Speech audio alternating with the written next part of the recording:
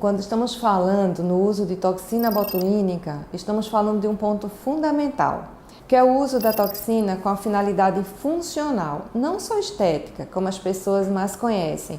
Por isso que a maioria das pessoas imaginam que a toxina botulínica, elas precisam ser usadas numa idade mais avançada, apenas para as rugas.